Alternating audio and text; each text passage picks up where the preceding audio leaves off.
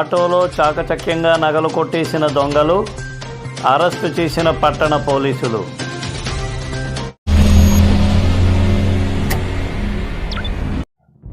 ఆటోలో ప్రయాణికుల్లా నటిస్తూ చాకచక్యంగా తోటి ప్రయాణికురాలి బ్యాగులో నుండి 60 గ్రాముల బంగారు ఆభరణాలను చోరీ చేసిన 2 దొంగలను నర్సీపట్నం పట్టణ పోలీసులు చాకచక్యంగా అరెస్టు చేశారు. శుక్రవారం సాయంత్రం నర్సీపట్నం పట్టణ సిఐ షేక్ గఫూర్ విలేకరులతో మాట్లాడుతూ, నర్సీపట్నంకు చెందిన ఒక మహిళ పట్టణంలో ఆటో ప్రయాణంలో తన బంగారు ఆభరణాలు చోరీకి గురయ్యాయని ఈ నెల 5న పట్టణ పోలీసులకు ఫిర్యాదు చేసింది.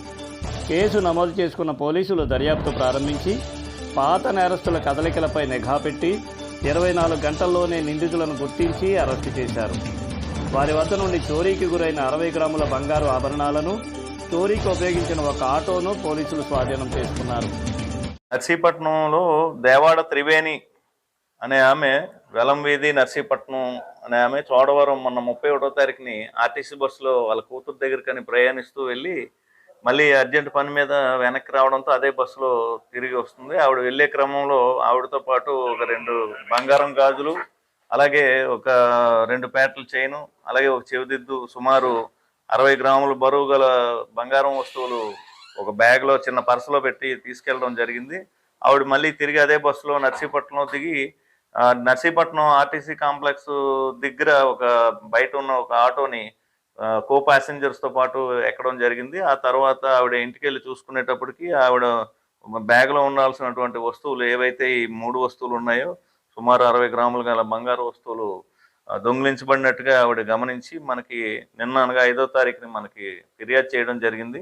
దాని మీదట మేము ఎఫ్ఐఆర్ నమోదు చేసి, నేను మా crime team Satish Kumar and Nani and Narendra అనే ఒక స్టాఫ్ని అందరినీ కూడా ఒక టీమ్గా ఫామ్ చేసి మొత్తం అంతా కూడా మేము వాళ్ళ గురించి గాలించడం జరిగింది. మేము దర్యాప్తు చేపట్టిన తర్వాత మాకు ఉన్నటువంటి సమాచారం మీద, అలాగే మాకు వచ్చిన ఇన్ఫర్మేషన్ మీద మాకు కొంతమంది వ్యక్తులు ఇక్కడ నర్సీపట్నంకి వచ్చి ఆ దొంగతనం జరిగినట్లుగా తెలిసింది. దాని మీద ఇన్ఫర్మేషన్ మేము కలెక్ట్ చేసుకొని ఈరోజు ఉదయం మనకి గాడి సత్యవతి అలియాస్ శాంతమ్మ, అనకాపల్లికి చెందిన ఒక ఆవిడ, అలాగే షేక్ చాన్ బాషా సన్ ఆఫ్ మస్తాను, ఆయన కూడా Anakapalli, native of Rajahmundry area, వాళ్ళిద్దరూ కలిపి ఒక ఆటోని హైర్ చేసుకొని ఆటోలో ప్రయాణికుల్లాగా వస్తూ వాళ్ళతో పాటు ఎక్కిన ప్రయాణికుల దగ్గర ఈ బంగారం దొంగిలించడం అనేది వాళ్ళకి ఒక అలవాటైనటువంటి వృత్తి.